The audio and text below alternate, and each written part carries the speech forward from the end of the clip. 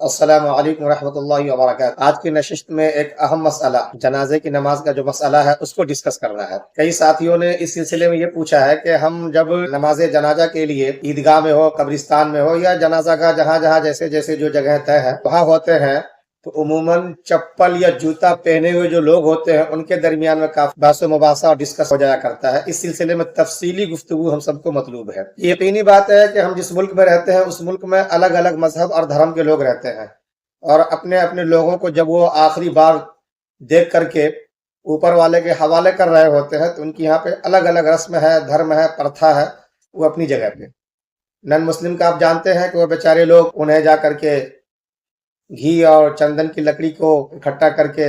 نظر آتش کرتے ہیں، آگ کی نظر آگ کے حوالے کرتے ہیں۔ وہ نظر آتش یہیں سے اصطلاح آئی ہے جو ہم سب کو بہرحال سوچنا چاہیے کہ اصطلاح کہاں سے، اس کے پیچھے کیا تحریک ہے۔ تو وہ اس طریقے سے آگ کے حوالے کرتے ہیں۔ باقی جو جینی لوگ ہیں اس کے بارے میں یا بدھوں کے بارے میں آپ دیکھیں گے تو ان کے یہاں الگ پرتھا ملے گی۔ جینیوں کے حوالے سے آتا ہے کہ یہ لوگ جو ہے چیل کوے کے حوالے کر دیتے ہیں اپنی لاش کو، چنانچہ ان کے یہاں پہ ٹاور آف سائلنس بہت مشہور ہے جہاں پہ جا کے اپنی مردوں کو رکھ دیتے ہیں اور وہ چیل کوے ان کو نوچ کھاتے ہیں۔ لیکن اسلام کے اندر یہ ہوتا ہے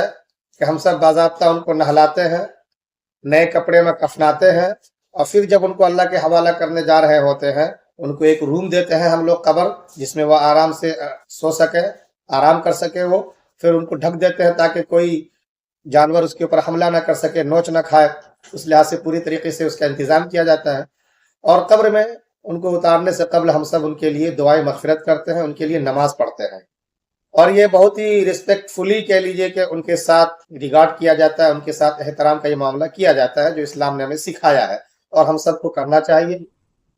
اسی لیے اس کو باضابطہ فرض کفایہ مسلم معاشرے کے اوپر قرار دیا گیا ہے کہ کچھ نہ کچھ لوگوں کو یہ احترام اور یہ دعا اور یہ نماز اس کا اہتمام کرنا ہوگا، آپ اس سے سکدوش نہیں ہو سکتے۔ اب جب یہ احترام کا معاملہ سامنے میں آتا ہے، ہم اور آپ ایک طریقے سے ان کو احترام کے ساتھ اتار رہے ہوتے ہیں، تو جو عمل انجام دیتے ہیں نا اس کو بعض لوگ بلکہ سبھی لوگ نماز جنازہ کہتے ہیں، لیکن حقیقت اس کی ہے کہ من وجہن، یعنی پارشلی یہ کہہ لیجئے کہ نمازیں ہیں، اور پارشلی من وجہن یہ دعا ہے، دونوں کا مجموعہ ایک طریقے سے ہے۔ نماز اس طریقے سے ہے کہ جیسے نماز کے لیے وضو شرط ہے، یہاں پہ بھی وضو شرط ہے، پاکی طہارت مطلوب جہاں پہ جگہ کی، بدن کی، کپڑے کی نماز کے اندر مطلوب ہے، یہاں پہ بھی مطلوب ہے۔ جیسے نماز کے اندر ہم بہرحال نیت باندھتے ہیں، قبلہ رخ کھڑے ہوتے ہیں، یہاں پہ بھی یہ سب ہوتا ہے۔ اور دعا اس طریقے سے ہے کہ ہم اس کے اندر اللہم اغفر لحینا و میتنا ہو، یا نابالغ بچوں کے لیے جو دعا پڑھتے ہیں وہ ہو، اس دعا کے نتیجے سے یا جو دعا ہم مانگتے ہیں اس کے حوالے سے یہ کہتے ہیں کہ یہ دعا ہے، کیونکہ اس کی مغفرت کی دعا اس میں چاہی جاتی ہے۔ تو بہرحال من وجہن جہاں پہ یہ نماز ہے وہیں پہ من وجہن یہ دعا بھی ہے۔ ان دونوں کے حوالے سے ہم ان کے ساتھ یہ احترام کا معاملہ کرتے ہیں، اور یہی فرض کفایہ ہمارے اوپر ہے۔ اور آج بھی ہندوستان کے اندر کہہ لیجیے جو بڑی شخصیات ہوتی ہے اس کو گارڈ آف آنر دیا جاتا ہے نا، تو چلائی جاتی ہے، یا بندوق کے رائفلیں جو ہیں وہ ان کو اٹھا کر کے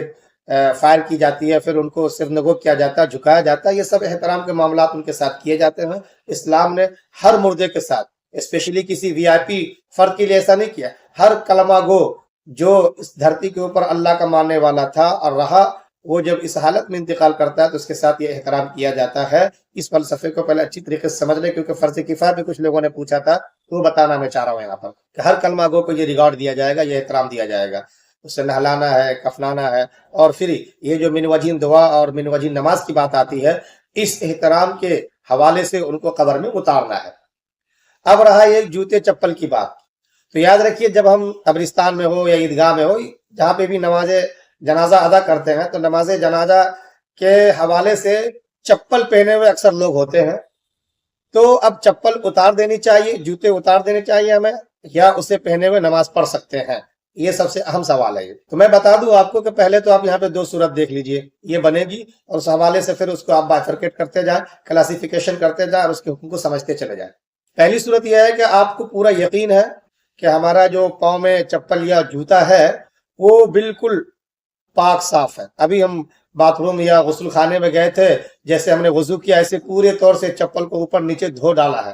یا بالکل کہہ لیجیے نئے ابھی ہم نے اپنے ڈبے سے نکالا ہے اور وہ چپل یا جوتا پہن کر کے آ رہے ہیں، راستے میں بھی ہم نے پورا اس کا خیال رکھا، کہیں کوئی گندگی اس میں اوپر نیچے نہیں لگی ہے، پاک ہے، بالکل کلیئر، صاف، کلین۔ تو ایسی صورت میں آپ چپل اور جوتا پہنے ہوئے نماز پڑھ سکتے ہیں، پڑھ لیں، کہیں سے کسی قسم کا کوئی اختلاف یا کہیں سے کوئی ممانعت اس کے اندر آپ کو نہیں دکھائی دے گی، یہ پہلے واضح کر لیں آپ۔ اب آتے دوسری صورت میں، جب آپ کے چپل یا جوتے کے اوپر گندگی اور نجاست لگی ہوئی ہو تو کیا کریں گے؟ اس میں دو صورت ہے، ایک تو یہ ہے کہ اوپر کے حصے پہ نجاست لگی ہوئی ہے یا نیچے کے حصے میں نجاست لگی ہوئی ہے یا اوپر اور نیچے دونوں میں نجاست لگی ہوئی ہے۔ یہ تین صورت ہو سکتی ہے، اوپر لگی ہوئی ہے یا نیچے لگی ہوئی ہے یا اوپر نیچے دونوں جگہ نجاست لگی ہوئی ہے، اور آپ نے اس چپل کو پاؤں میں پہن رکھا ہے، اس جوتے کو آپ نے پہن رکھا ہے۔ تو یاد رکھیے جب آپ کے پاؤں کے اندر چپل ہوگی یا جوتے ہوں گے تو ایسی صورت میں وہ لباس کے درجے میں آ جاتا ہے،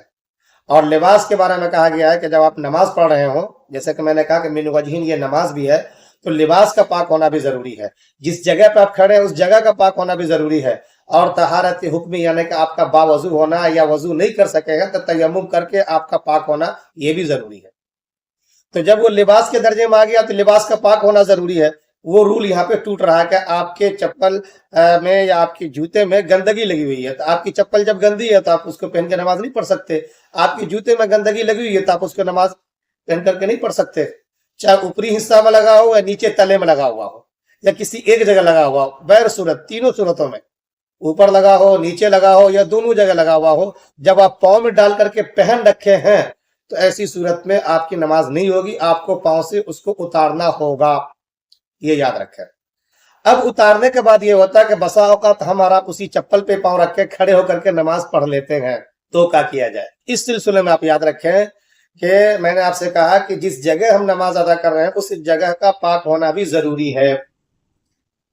تو اب عیدگاہ میں پڑھیں آپ یا قبرستان میں یا جنازہ گاہ میں، جہاں پہ بھی پڑھیں آپ، عموماً یہ جگہ کھلی ہوئی ہوتی ہے، جانور چڑھتے ہیں، کبھی کبھار وہاں پہ لید کر دیتے ہیں، مان لیجئے بڑے جانور ہے، گوبر وغیرہ کر دیا، گوبر آپ کا نجاست غلیظہ میں آتا ہے، وہ آپ کے پاؤں کے نیچے آ سکتا ہے، یا جس جگہ پہ آپ کھڑے ہو رہے اس جگہ پہ اگر ایسا کچھ ہے تو جگہ تو ناپاک ہو گئی، تو اب آپ کیا کریں گے؟ تو یا اگر وہ جگہ بالکل پاک صاف ہے تو کیا کریں گے؟ آیا وہیں پہ چپل پہ پاؤں رکھ کر کے چپل رکھ کر کے نماز پڑھ لیں گے یا چپل کو اپنی جگہ سے ہٹا دیں گے، ڈائریکٹ ہم زمین پہ کھڑے ہوں گے؟ یہ سوال ہے۔ اس سلسلے میں یاد رکھیں آپ، اگر چپل آپ نے پاؤں سے نکال دیا اس بنیاد پہ کہ اس میں نجاست لگی ہوئی ہے، تو یاد رکھیں آپ، اگر آپ نے چپل کو پاؤں سے نکال دیا اور چپل کی نچلے حصے میں نجاست لگی ہوئی ہے، نچلے حصے میں تلا کے اندر یا جوتے کے نچلے حصہ سول کے اندر نجاست لگی ہوئی ہے، تو پھر آپ اس چپل یا جوتے پہ کھڑے ہو کر کے نماز پڑھ سکتے ہیں اور پڑھ لیں۔ کیوں؟ اس لیے کہ اب پاؤں سے جب نکل چکا تو لباس کے درجے سے نکل گیا، اب وہ آ گیا زمین کے درجے میں، جس زمین پہ آپ کھڑے ہو کے نماز پڑھتے ہیں اسی طریقے سے اب چپل یا جوتے پہ کھڑے ہو کے نماز پڑھ رہے ہیں۔ تو ایسی صورت میں آپ کے لیے بہتر ہے کہ میں نے کہا کھلی جگہ ہوتی ہے، عموماً وہاں پہ لید وغیرہ ہو جاتا ہے یا جانور وہاں پہ غلاظت کر دیتے ہیں، ہمیں پتہ نہیں ہوتا، تو ایسی صورت میں بہتر یہ ہے کہ آپ کا اوپری حصہ آپ نے دیکھ لیا کہیں کوئی نجاست نہیں لگا ہوا، نیچے کے بارے میں کچھ پتہ نہیں، یا سڑک سے چل کے آئے لگتا ہے کہ اس میں نجاست لگی ہوگی، تو بہرحال اس کو آپ زمین بنا لیں اور اس کے اوپر کھڑے ہو کر کے آپ نماز پڑھیں، تو آپ کے پاؤں سے جو حصہ ٹچ کر رہا ہے، لگ رہا ہے، وہ حصہ پاک ہے، اوپر کا حصہ چپل یا جوتا ہو تو کافی ہے، آپ کو پریشان نہیں ہونا ہے۔ نچلے حصے میں گندگی اگر لگی ہوئی ہے تو کوئی مسئلہ نہیں، فقہاء نے لکھا ہے کہ مما یلی رجل، کہ وہ حصہ جو پاؤں سے ٹچ کر رہا ہے نا متصل، اس کا پاک ہونا ضروری ہے، لا مما یلی الارض، نہ کہ وہ حصہ جو زمین سے ٹچ کر رہا ہے، تو نچلا حصہ زمین سے ٹچ کر رہا، پاؤں سے ٹچ نہیں کر رہا، اس میں اگر گندگی لگی ہوئی ہے تو کوئی مسئلہ نہیں، ڈونٹ وری، آپ کی نماز ہو جائے گی، آپ اس پہ کھڑے ہو کے پڑھ لیں، کیونکہ اتنا تو طے ہے کہ آپ ایک پاک جگہ پہ کھڑے نہ ہو پائے کوئی مسئلہ نہیں، لیکن اس جگہ پہ آپ نے جوتا یا چپل جو رکھا ہے اس کا اوپری حصہ پاک ہے، لہٰذا بہتر ہے کہ اس پہ پاؤں رکھ کر کے ہی نماز پڑھیں، تبھی جا کے نماز ہوگی، ورنہ مشکوک ہو جائے گی، کھلی جگہ ہے، پتہ نہیں آپ نجاست تھی، سوکھی یا گیلی، ہو سکتا ہے پاؤں کے نیچے آ جائے، پتہ نہ چلے، یہ مسئلہ یاد رکھیں۔ اور اگر پاؤں سے تو آپ نے نکال دیا اس بنیاد پہ کہ اس کو نجاست لگی ہوئی ہے، اور نجاست بجائے نچلی حصہ میں لگنے کے اوپر حصے میں لگی ہوئی ہے یا اوپر اور نیچے دونوں حصے میں لگی ہوئی ہے، تو یقینی بات اب آپ اس پہ پاؤں رکھ کے کھڑے ہوں گے تو کیا ہوگا؟ پاؤں سے نجاست ٹچ کر رہی ہوگی، ایسی صورت میں آپ کی نماز نہیں ہوگی۔ تو اب یہاں پہ یہ کہا جائے گا کہ بہتر ہے کہ آپ پاؤں سے اس کو علیحدہ کر دیں، کیونکہ جوتے چپل کو علیحدہ نہیں کر رہے، نجاست کو آپ ہٹا رہے ہیں، علیحدہ کر رہے ہیں، وہ ضروری ہے، تاکہ جہاں پہ آپ کھڑے ہو رہے ہیں نا اس جگہ کا جو پاک ہونا شرط رکھا گیا ہے وہ شرط پوری ہو سکے، وہ شرط آپ سے نہ ختم ہو، وہ شرط آپ سے نہ ٹوٹے۔ اگر وہ شرط ٹوٹ جائے گی، ہٹ جائے گی، تو نماز نہیں ہوگی آپ کی۔ تو ایسی صورت میں پھر آپ یہ کریں کہ اس کو اپنے پاؤں سے علیحدہ کر دیں، بٹ نچلے حصے میں یہ غور کر لیں کہ وہاں پہ کوئی نجاست تو نہیں ہے۔ اگر نجاست دکھائی دے سوکھی یا گیلی تو فوراً یہ کریں کہ جس طرح سے آپ نے جوتے چپل کو وہاں سے ہٹایا ہے اس نجاست کو بھی وہاں سے کسی لکڑی وغیرہ سے دور کر دیں، کاغذ وغیرہ سے، یا کچھ وہاں پہ ایسی چیز نظر آئے جس سے دور کر سکتے ہیں تو ہاتھ پہ لگائے بغیر، اور پھر وہاں پہ کھڑے ہو کر کے آپ نماز پڑھیں گے، کیونکہ جگہ کا پاک ہونا ضروری ہے۔ جگہ وہ ہوگی جس پہ آپ کا پاؤں رکھا جائے گا، تو جہاں پاؤں رکھیں گے آپ وہ پاک کر لیں۔ لہذا چپل جوتا تو اس کو ہٹا دیں، یا گندگی زمین کے اوپر دکھائی دے رہی ہے تو اس کو ہٹا دیں۔ اب آخری صورت یہ بچتی ہے کہ بہتر طریقہ کیا ہے، تو میں آپ کو بتا دوں، اگر کھلا میدان ہے تو بہتر صورت یہی ہے کہ عموماً پاؤں کے طرف جو اوپری حصہ ہوتا ہے چپل یا جوتے کا وہ ہمارے پاک صاف ہی رہتے ہیں، اور عموماً لوگ پاک صاف رکھنے کی کوشش ہی کرتے ہیں، تو اسی پہ پاؤں رکھ کے آپ نماز پڑھیں، کیونکہ اس کے بارے میں یقین ہے کہ یہ صاف ستھرا ہے، نیچے کیا ہے میں اسے کوئی مطلب نہیں۔ تو جیسے زمین مشکوک ہو سکتی ہے، تلا بھی مشکوک ہو سکتا ہے، تو دونوں مشکوک ایک ساتھ ہو گئے، تو اس مشکوک کو، شک والی چیز کو چھوڑ دیجئے، جو یقینی چیز ہے سامنے جو صاف دکھائی دیتی ہے اس پہ پاؤں رکھ کر کے آپ نماز پڑھ لیں، یہ بہتر طریقہ ہے۔ اور اگر سیمنٹڈ ہو، لاک رہتا ہو، کہیں ہم نے بہت سی جگہ پہ نمازیں پڑھائیں یا پڑھی ہے تو دیکھا کہ عیدگاہ ہے،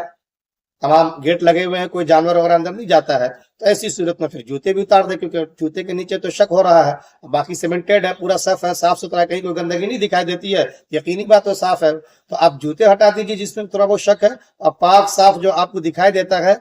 فرش، اس کے اوپر کھڑے ہو کر کے آپ نماز پڑھ لیں۔ تو پھر اس صورت میں آپ کو یہ کرنا ہے۔ تو کھلا میدان ہو تو کیا کریں گے، فرش والی صورت کیا ہوگی، وہ کیا کریں گے، کامن سینس سے بھی آپ اس کو سمجھ سکتے ہیں۔ آخر میں ایک چیز آپ میں اپنی طرف سے ایڈ کر دوں کہ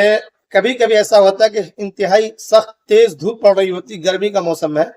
اور آپ نے سیمنٹڈ جگہ پہ جا کر کے کھڑے ہو کر کے نماز پڑھنی شروع کی اور پتہ چلا کہ پاؤں جلنے لگا،